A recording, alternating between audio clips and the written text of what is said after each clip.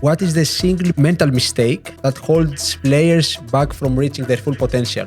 They see other athletes speaking, Cristianos, the Michael Jordans, the Kobe Bryants speaking that the mind is important and feel like it is important, but it's as if they're only seeing the outcome. So how do you manage to control the controllables? The ability to be in the present moment, to focus your attention in the present moments is going to help a lot with that. And how do you make yourself present at the moment? It is just reinforcing your five senses. So just being there, hear the sounds, feel the temperature. What's the hardest mental battle an athlete faces that nobody talks about? It's a lonely journey. Sometimes you are away from family, sometimes you're moving to a different country, living by yourself, different cultures. If a young athlete is listening right now, he feels or she feels lost, doubting themselves, thinking maybe they are not good enough.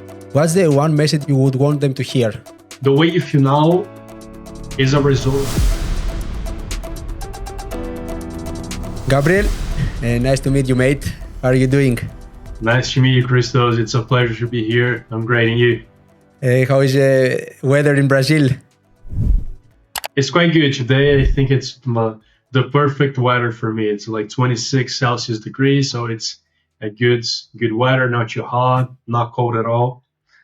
Unfortunately, I cannot say the same for Austria. It has been a little bit cold the last couple of days. It's a pleasure to have you here again. And before we dive into the psychology of high-performance athletes, I would like for you to take us back to the beginning. What inspired you to start your first steps into this field? And what are the key moments in your journey that shaped your approach to working with athletes?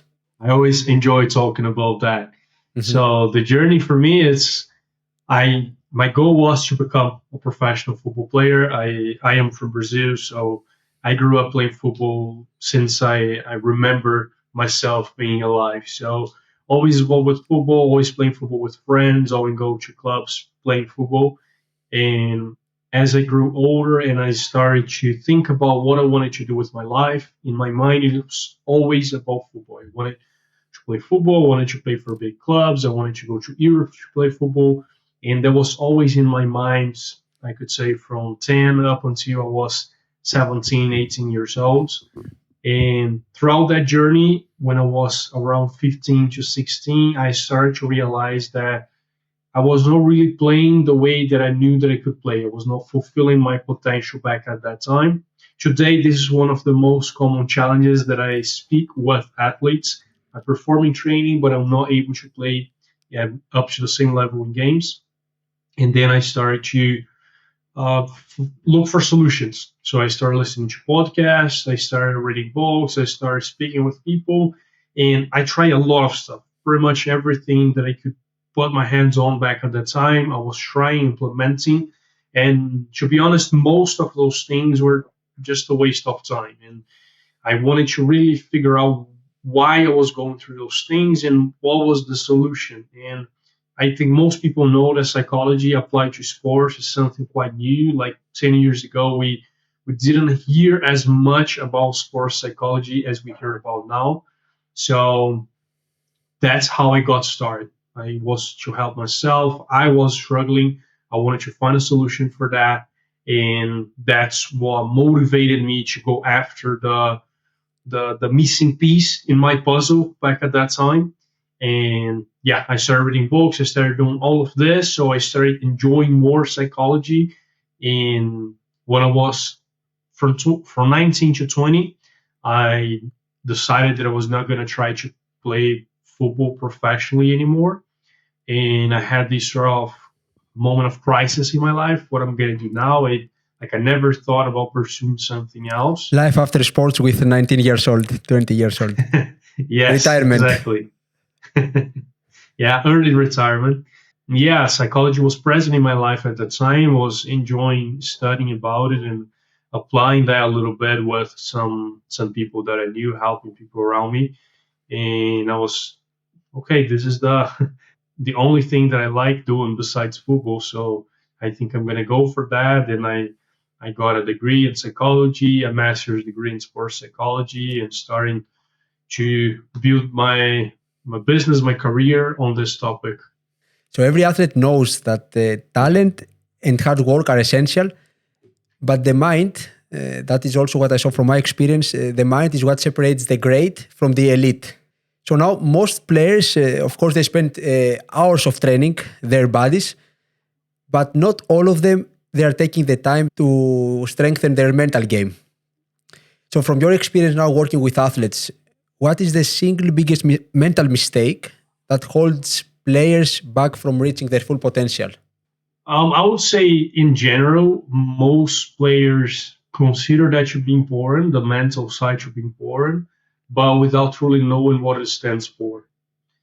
They see other athletes speaking, they see the Cristianos, the Michael Jordans, the Kobe Bryants speaking that the mind is important, and they say, yeah, the mind is important. They feel like it is important, but it's as if they're only seeing the outcome. Okay, I can perform, I can score goals, I have the motivation, so that's it. That's all I need. But without really understanding the steps to get there. So I like to use the example of building a house. Imagine they're building houses for confidence, for motivation, for their focus. And a lot of athletes, they spend their entire youth careers building a house, relying on others' approval, on external recognition, on outperforming others, on being the best. Those things are not consistent. Sometimes people will praise you, other times people will criticize you. And although you have that confidence when you are 16, 17, 18, and you are one of the best in your country or in your academy, when you are 20, playing against players that are 25, 28, players that came from other countries, that things become a lot more competitive, and you're no longer the best, you're not the favorite from the coach anymore, all of the confidence disappears because they were relying on things that are not inside them. It's things that are coming from the outside.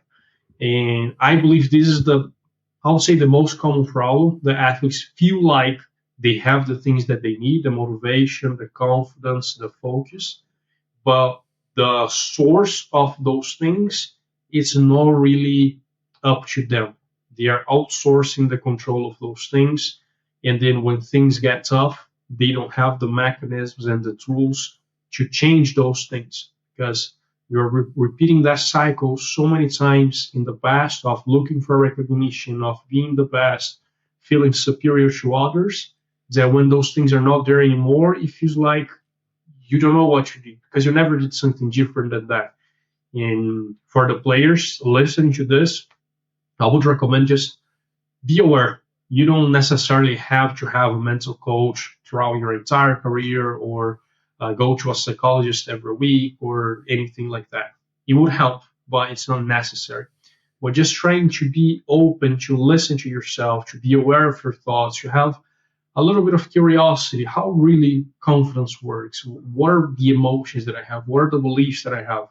Just this curiosity of understanding yourself in a deeper way will give you so many answers that will make your life much easier. It's as if you're living your life knowing the person who's inside your head instead of living your life with a stranger in your own brain that you never listen to that person.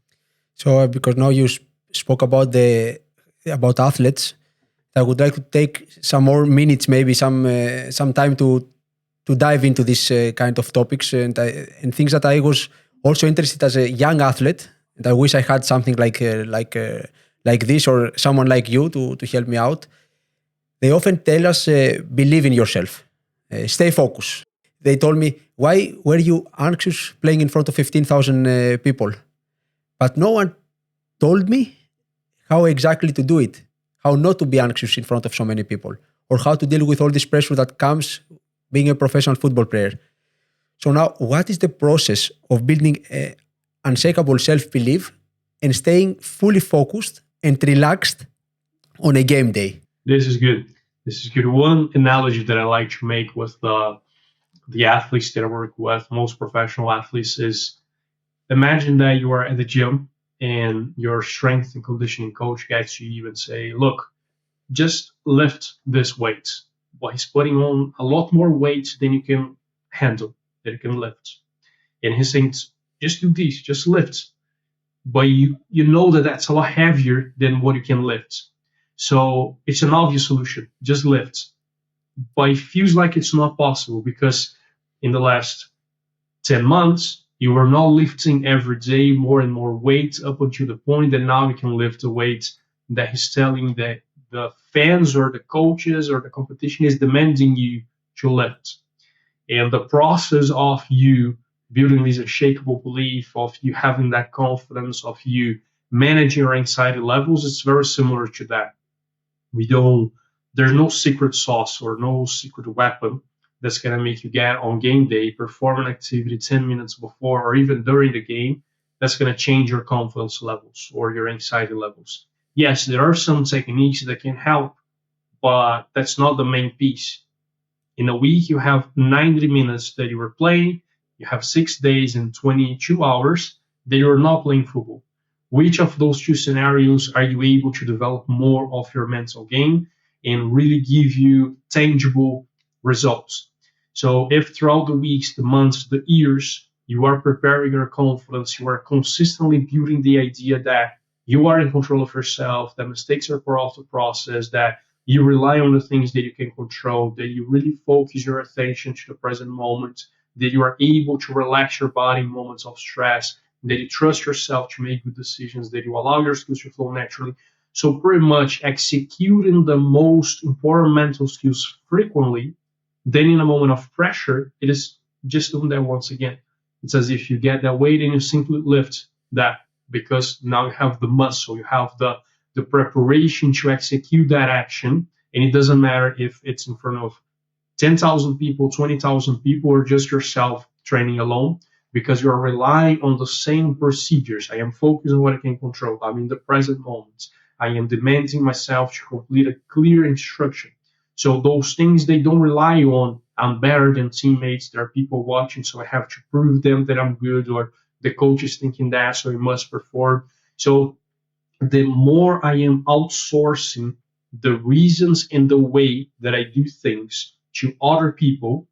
So if I am having motivation because others are watching, or if I have more focus because the game is more important, I'm outsourcing what controls me, what dictates my actions. And when I'm relying my actions, my behavior, my way of thinking on things that are internal to me, the more consistent I can be, because I am in control of the things that I'm going to do, instead of outsourcing the reasons and the way that I'm going to do activities to other people or the occasion.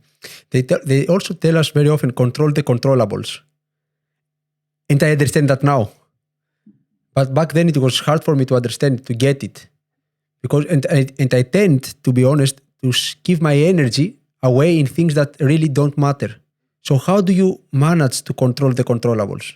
I would say controlling the controllables is the outcome of a few different mental skills.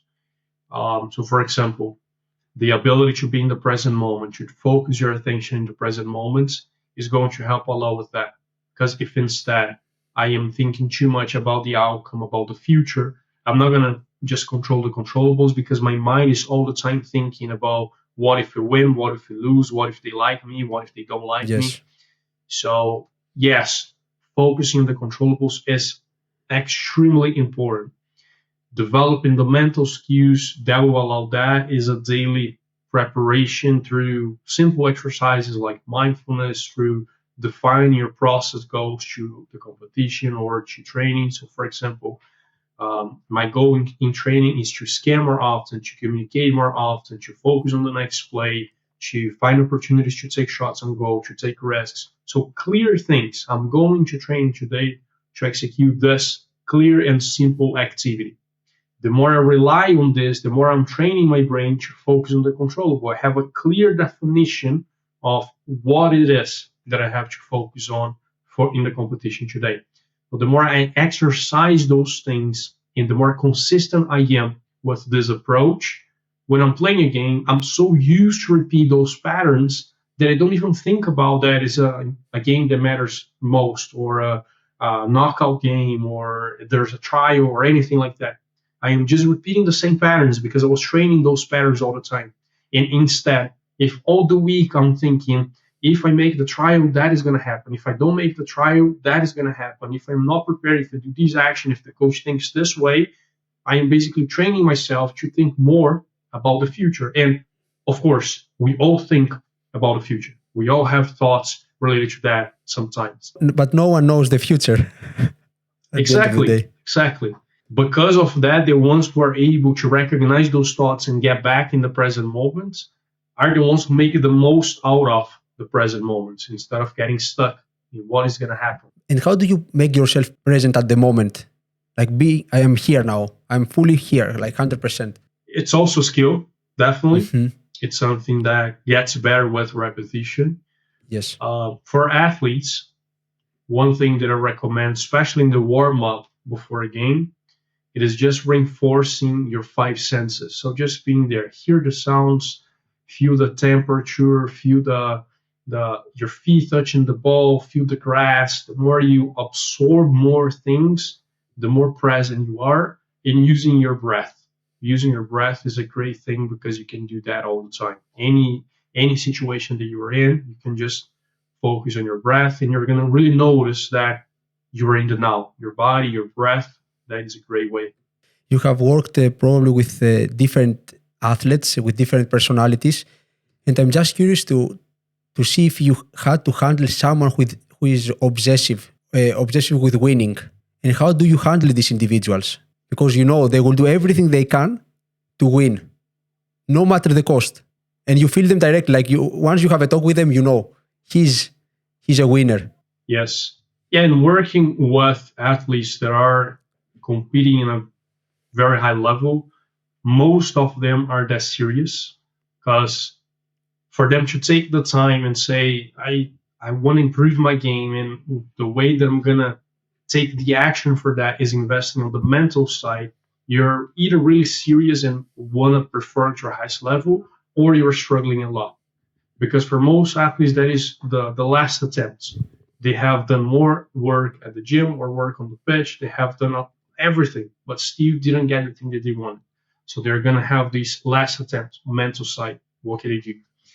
And working with athletes like that, I think one of the most important responsibilities from my side is making sure that I avoid them from making choices or decisions that are too extreme.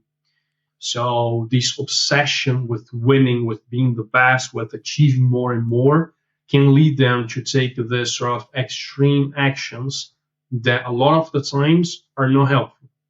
They are doing some sort of work, taking some action. They're even thinking in a way that is going to put so much pressure, so much tension on them that is not going to get them the best results.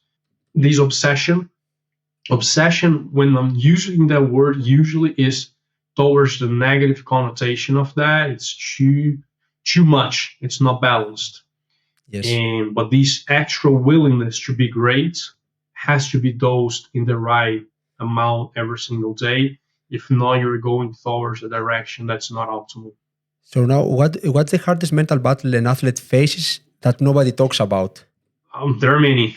I believe being alone, it's a very lonely journey.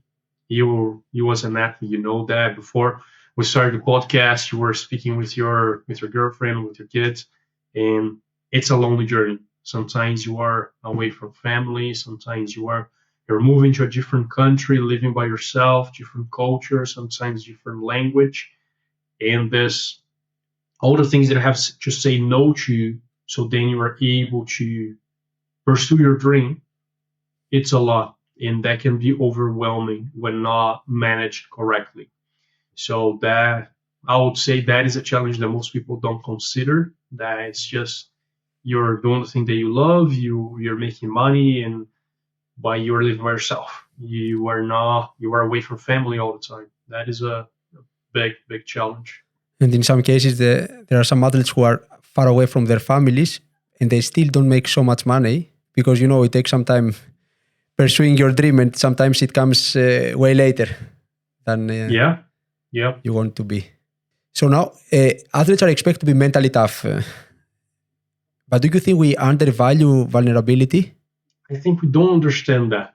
We take mental toughness as David Goggins. And don't get me wrong, he's great. But that is not the thing we're supposed to have. For example, if you watch the major football star now, Lamine Yamal, super young guy, very talented, very skillful, incredible. And we look David Goggins. Which one of the two are we going to say that is mentally tough? Most people would say David Goggins. Yes.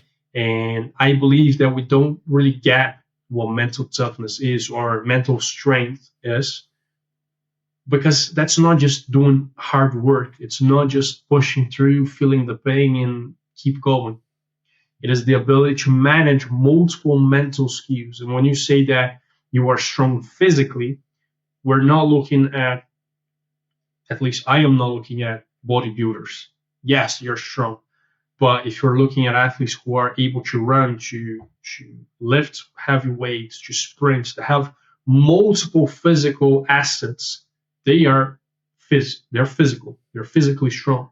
And when we're looking at a footballer or a basketball player, or can take multiple sports here, they're able to push through when it's hard. They're able to be flexible when they need to be flexible. They're able to focus on the moment when they need to. They're able to deal with the expectations. They're able to be creative under pressure. So it's a variety of mental skills that, when combined, they're going to yield the best results, but not simply pushing through, not simply being emotionless, because that's actually the opposite of what we want to do. A major ability for athletes to be able to perform under pressure is to be able to recognize their emotions.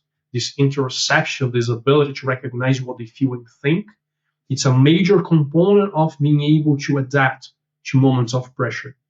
So I believe we know the importance. Everybody knows, everybody that you ask, or at least every athlete that you ask, they're going to say, yes, the mind is very important. But I feel like most people don't really know what they're saying. They don't really know what it means to be mentally strong, what are the mental skills that it can develop, and how those mental skills can impact their game. So I feel like most athletes want that. I want to be able to just do things regardless of my emotions. It's almost feeling like I don't want to have any kind of emotion. I just want to do things. And that's not going to happen. That's only going to create more frustration.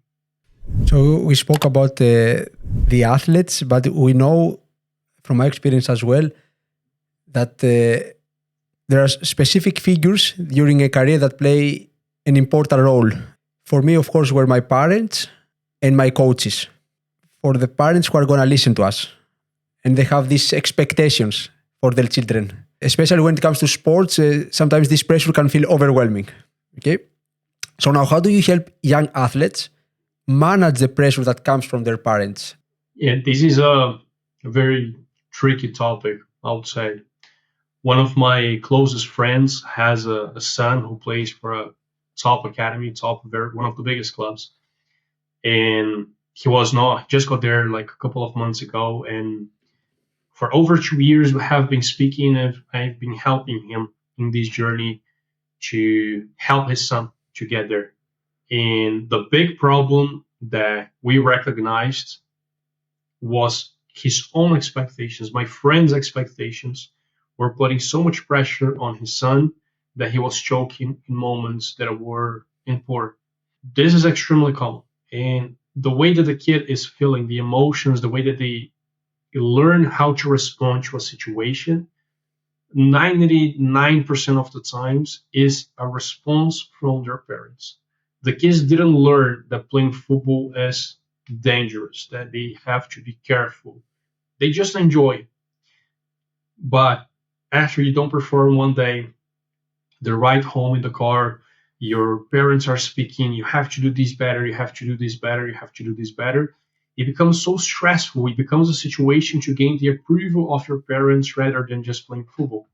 And a lot of parents are going to say, I don't put pressure on him. I just want him to enjoy it. But that is far from the truth. If your kid is struggling to perform, if they have a lot of anxiety, if they have no confidence, 99% of the situations are because of the parents or the coach, most often the parents. And it is these expectations, this communication. You are communicating with your kid all the time, what you are expecting them to do. And they interpret those messages all the time. And next time they're presented in that situation, in training, in games, those emotions are going to come out. And this is extremely common. The parents putting too much expectations. Actually, the research that I did to finish my master's was about this, how the communication style of the parents will impact the performance of their kids. If they're going to develop a performance avoidance style, which is I am playing to avoid mistakes, I am playing not to lose, sort of being too careful, or if they're going to really perform to win, perform to their best. And there is a correlation there of parents who create this fear motivation style, and then the kids will develop this performance to avoid mistakes. And this is not just in football, this is in anything that your kids are going to do. They are absorbing this all the time. If there's too much pressure to achieve an outcome, being in that spot becomes a threat. Because if I don't achieve, something negative is going to happen. My parents don't like me anymore. My parents don't like me as much. So this communication style is the main thing. It is impossible for me as a mental performance coach. I don't work with that age, but if I was to work with players 10, 12, 14, to show them, look, those are the techniques they're going to use. This is the routine they're going to follow. And then the parents have a communication style that is completely opposite of that. It's a waste of time, because obviously the kids are going to trust their parents a lot more. They want their recognition a lot more than would want my recognition. So it is a teamwork, as you said. You have a lot of people who influence your career a lot. Parents, I think it's top one for everybody who grew up with their parents. And when this communication style is not aligned with their development, the kids' development, it's anything else, it's a waste of time. So what would you recommend for a parent to do? Like this right back home, and you see the kid comes after a loss. They lost 2-0 and he's sad or she's sad. What would you recommend for a parent to do? The golden rule: focus on the intrinsic motivation. So anything that you can do to increase the internal motivation of your kid to play football, then all problems you can solve. If they're not able to perform, if they don't have confidence, if their teammates are better, if they have this internal motivation to perform, to play football, everything else has a solution. If they don't have the motivation, nothing else is going to happen. So if you focus too much on the outcome, intrinsic motivation decreases. If you focus on providing feedback that's on their efforts, so what are the behaviors that you were evaluating? Were you trying your best? Were you asking for the ball? Were you communicating? Were you running? All behaviors, that's good. Then they're going to feel like they're in control. It's going to give them this sort of higher perception of being in control. And then for them, it's going to be a lot more enjoyable to being there, rather being there, not knowing what is going to happen in the end, because parents are going to say, you can see this is very interesting. If you go to trainings of younger kids, notice if they look to their parents after making a mistake. A lot of the athletes in there, they make a mistake, they immediately look at the reaction of their parents. They choke, they're frozen, looking at the reaction to see if that was bad, if that was good, if they should keep going, if they should be afraid. And if this is their behavior, it is definitely because the parents have that communication style of avoid mistakes, perform better. And then the results are obvious. They're going to feel too tense when making a mistake, or even prior to a mistake, to a situation of risk, they're going to be too tense. And they're not present anymore when they're looking at their parents. Yes. So you say that a way to deal with it is to ask open questions to them, that you put them in a position to reflect. Did I understand correctly? Yes, to reflect, but more importantly than that, not focusing on the outcome. Like if you score a goal, if you didn't score a goal or whatever, trying to make that not important, or at least less important than the process. So asking them, what do you want to do today? Is there something new that you want to try? Something that you're trying to learn? What are you looking forward to? Asking these questions prior, and then after, were you able to do the thing that you wanted? Oh, and why is that? A great example to illustrate all of this process is the part of the brain that we have now, that we are especially over 18 years old, the prefrontal cortex, which is more rational. Kids don't have that. So they are not able to interpret the situations as they happen just because their brain is not capable of doing that. So a big part of the responsibility of being a parent is outsourcing this role to yourself instead to your kid. So imagine as if you're doing the job of helping your child to rationalize what happened. So after training, asking those questions, what were you feeling? What were you trying? What were you thinking? Why did this happen? Why did that happen? But in a friendly way, not demanding. You have to do this. This is how you're supposed to do things. But more like friendly environment, a welcoming environment for the kid, that they feel comfortable, that they answer the questions, that you help them to get to the real source of why things are happening that way. And then it becomes a team, not a situation of approval. Yes.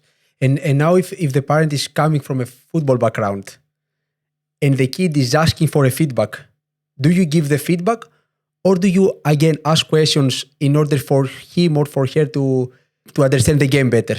Both would work. And if we get to that point of the kid asking for feedback, that is already great. If they are interested in learning things and knowing how things can be done, that is a huge sign of intrinsic motivation. They are looking to learn new stuff. So that's great.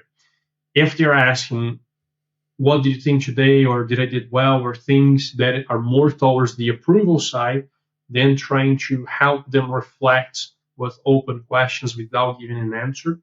That is more positive. But help. If you have the knowledge and they are interested in having the knowledge, that is the perfect scenario. Yes. But most times the kids are not asking for feedback because it is uncomfortable. And then the parents are trying to put feedback into their heads as if they want that. But most times this is not helpful. This is just destroying their motivation. Interesting. I will have to listen to our episode for sure in some years from now, just to make sure that I do things right. But we spoke about parents. Let's talk about the coaches now. To be fair, they play an important role in a career of a football player. And I also saw that with time, coaches have a very difficult task. They manage 20 players, they manage 20 different personalities. And of course, they focus mostly on the physical aspect of the game. Also, coaches don't have a lot of time. You know, in different leagues, coaches are for 2 months, 1 month, 3 months, 4 months. And of course, they have to perform directly. So that gives them no time to focus on their mental aspect of the game.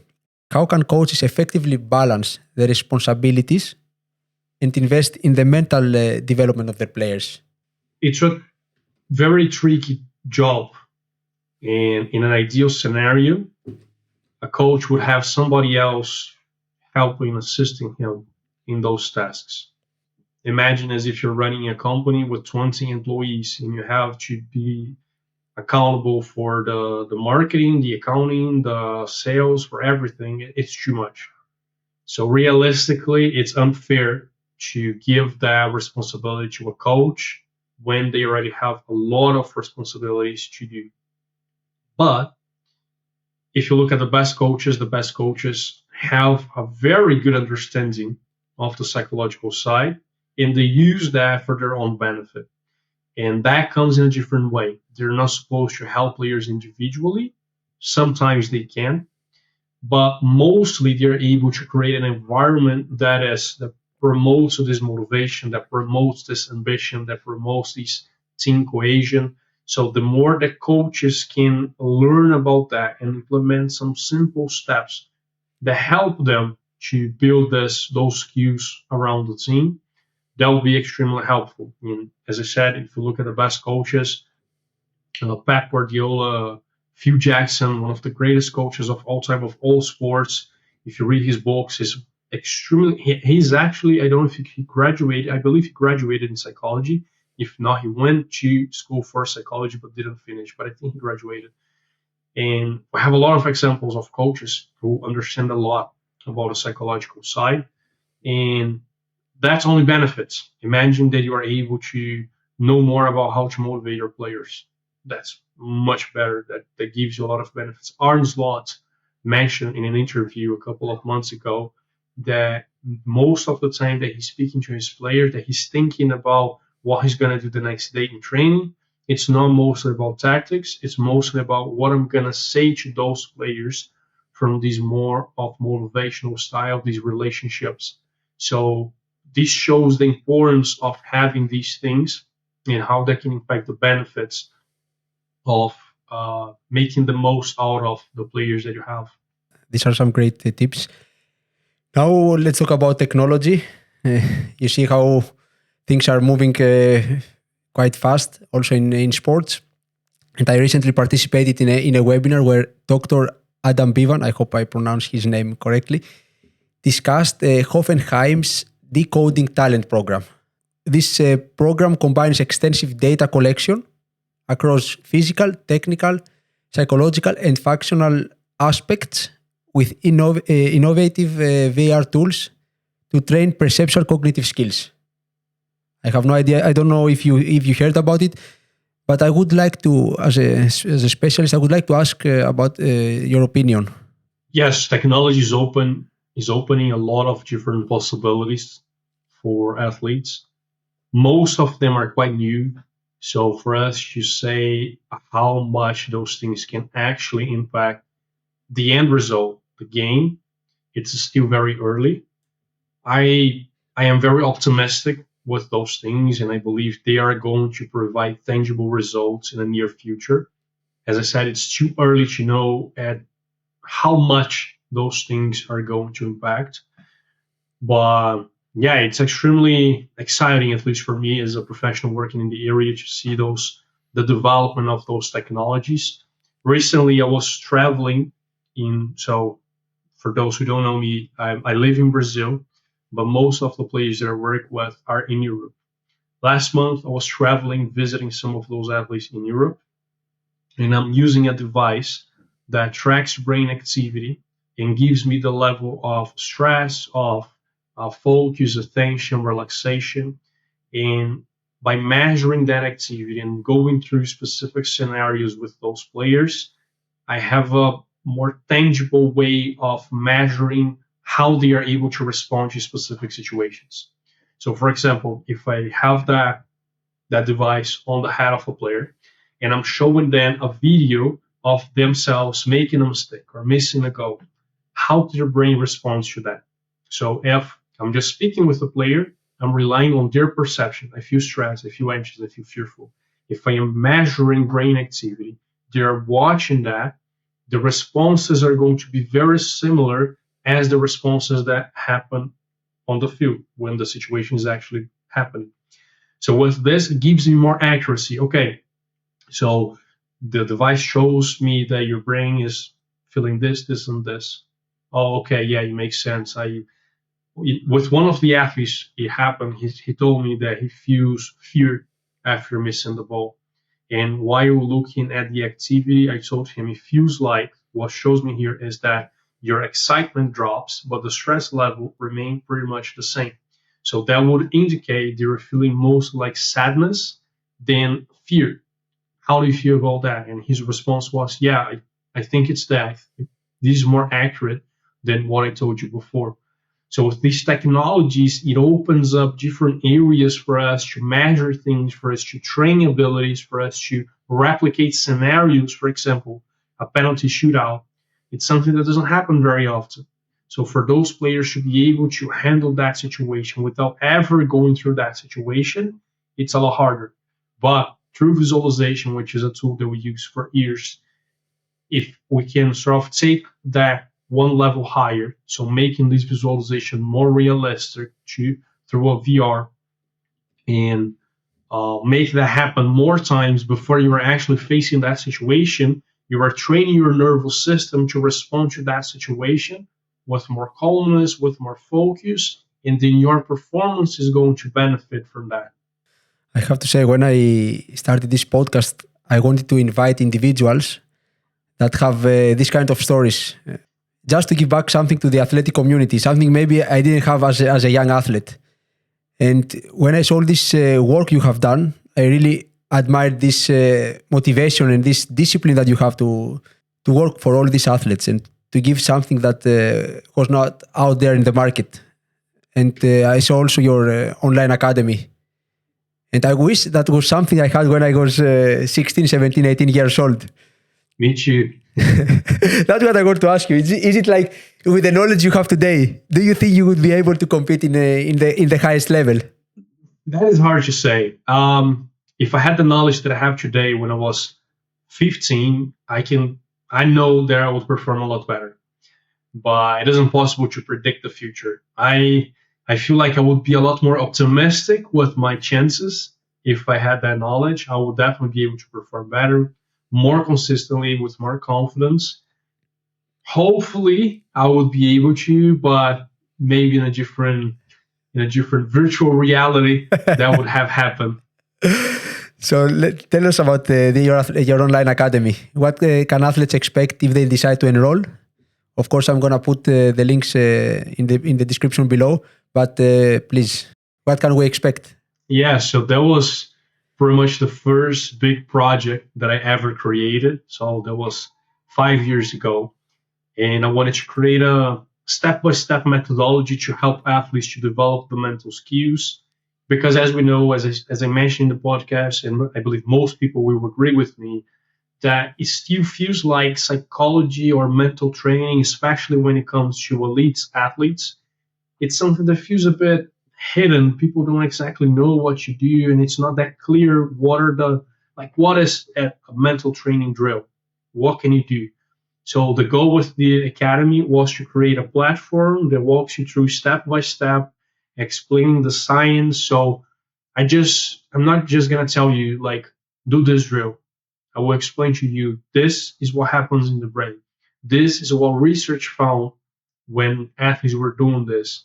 So this drill for this skill, so this sort of mindfulness for lowering stress, this kind of breath work for lowering anxiety, this kind of pre-game routine to increase your confidence. So pretty much like a step-by-step process to walk you through all the preparation, all the skills for you to really understand what it is, how to do it, the mental preparation of an elite athlete, doing that at your own time, doing that with an app to track your progress, to know the exercises that you are supposed to apply, having a community of athletes that are in the same direction, like-minded athletes. So everything that I can think of, and still to this day, I'm always implementing new stuff to the academy to make sure that it is really complete, to provide them everything. Actually, today, me and my team are working on creating an AI agent, so pretty much a bot that has the knowledge of all the classes to help athletes to go through that journey. So now they don't have to watch every single class to know what they're supposed to do. They can ask the question, and the bot, we're still trying that and implementing, making it better. But the idea is this, that you are able to ask the questions, tell the bot what you are feeling, what is going on, and then the bot will be able to provide you, go to this class, apply this exercise, and tell me how you feel about it. So it's based on your own feedback, using the technology, the resources in the academy to make it as helpful as possible. The idea is really to help the athletes in the best way that we can. It sounds very cool. Now, you said about 5 years ago that was your first big project. Would it be fair to say that your second biggest project is it the book? I would say there are a few big projects that happened since then. The book is definitely one of the top 3 projects since then. Yes, definitely. What inspired you to write this book? I have to tell you that there was I think it was 1 month ago, a friend of mine who is an agent came to visit me here in Austria, and I recommended his book. I recommend your book, and it was, I think I'm sure because I saw he ordered it in Amazon. Oh, nice. So tell me about it. What inspired you to write it, and how long did it take you to collect the data and write it? And of course, where we can find it. It took me a bit more than a year to go over everything in the book. I didn't imagine that for writing a book there were so many steps that I have to go through. But yeah, so what inspired me was to make something very easy to understand and absorb. So the book is, each page of the book, it's pretty much a lesson. So you have 99 lessons in the book. And in each of those lessons, you're going to have a quote from an athlete. and then the psychological explanation with a takeaway from that quote. So the idea is to have something that you can do in 3 minutes every day. So you can just set up your mindset to reflect about that thing, to learn something new, and be consistent with that mindset. So it's not something that takes a lot of time, a lot of effort, hard to understand. So to make it as easy as possible for athletes to connect with the mental side. That was the idea of the book. And then to make it more tangible, because the mental side, like, it's something that's inside your head, you don't see it. Yes. And when you have a quote from an athlete that you admire, the science behind that, and then a takeaway, an explanation, it feels more real, more important. So that was the idea with the book. I'm very happy, very, very happy that it finally came out. I was working on it for, as I said, for almost a bit more than a year. And it's on Amazon now. You can get it anywhere in the world. If you want to get the physical copy, it's still a bit limited. It's the US, UK, Italy, Spain, Germany, Australia, and a few more countries. But if it's not available in your country, you can order from a different country and ask to deliver where you live. And I am looking forward to see more and more feedbacks on the book. I am really curious to see how athletes are implementing that. And by now, I'm very happy with the results of the book. You deserve it for all this hard work you put into it. Thank you, man. So now I will take you back in time, that you are the mental coach from Messi or Ronaldo when they were just starting out. I'm going to ask you, what's the one thing you would drill into their mindset as a performance coach? So in the first step that I go through with every single athlete that I work with is understanding themselves, helping them to understand themselves. And I'm going to use this example, Messi and Ronaldo. They are quite different, extremely different. Yes. And they both succeeded to the highest level. They won everything that they could have won. Both of them have over 5 Ballon d'Or. So incredible journey. If Messi was trying to be Ronaldo, or if Ronaldo was trying to follow Messi, they wouldn't get anywhere close to the things that they achieved. So the first step for every single athlete, and if I was to work with them back at that time or even today, is understand yourself. What works for you? How do you like to approach a game? Do you like to be hyped up, to be really motivated?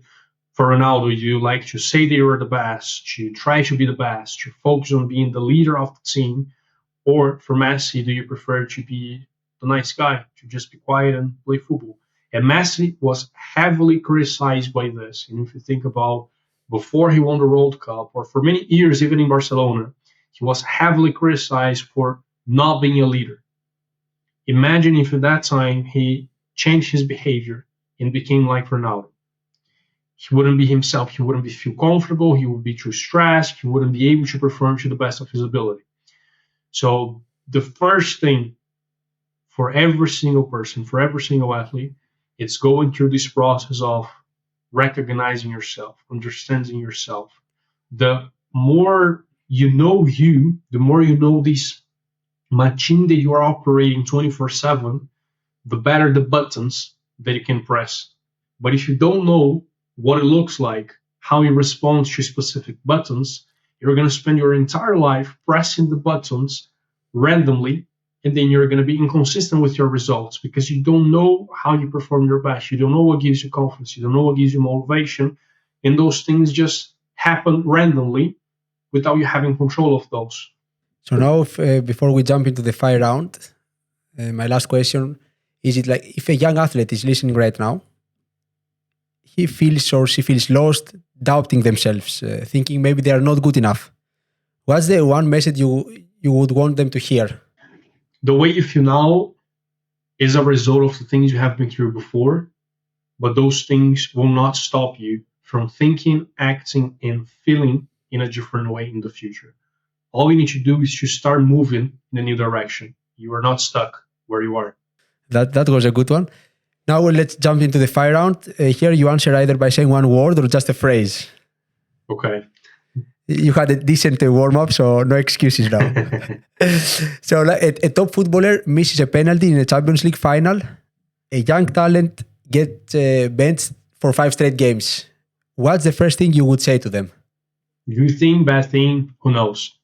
There's a story, so I'm not going to be able to tell it 100% accurately, but it's something along the lines of, there's a man who has a farm, he loses his horses.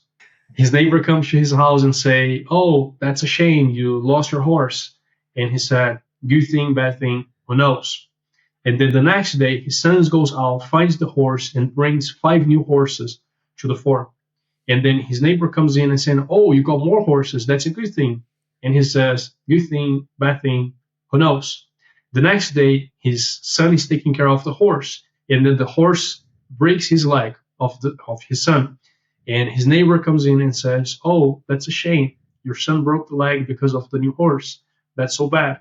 And he says, "Well, good thing, bad thing, who knows?" The next day, the army comes in and they say, "Oh, we're not going to be able to take your son because his leg is broken." And then the neighbor comes in and says, "Oh, it's good that your son is not going to the army." And then he replies, "Good thing, bad thing, who knows?" So the principle here is, the longer the time frame that we use to evaluate a situation, the more likely it is that that situation becomes positive, as long as you are responding to that in a good way.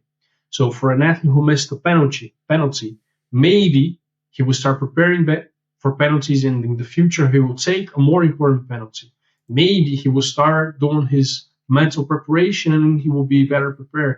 Actually, this is a real life example with Rodrigo, Real Madrid player. He missed the penalty in the World Cup. He mentioned this, that he started working with a psychologist afterwards, and now he's better. He feels a lot more confident. So as long as you take a positive response from the challenges that are going through, those challenges in the future might become the best thing that ever happened to you, because they taught you a powerful lesson. So for those 2 scenarios, that's what I would say. Good thing, bad thing, who knows? Oh, no, it is true. Messi lost few finals before winning the Copa America and then the World Cup later on. Ronaldo lost the Euro 2004 against Greece. If he gave up, he wouldn't have won the Euro later on. So as long as you keep moving forward, there is no you don't lose anything. Now, if you could implant one belief into every athlete's brain that would instantly give them an edge over their competitors, what would it be? Just focus on being the best you can be.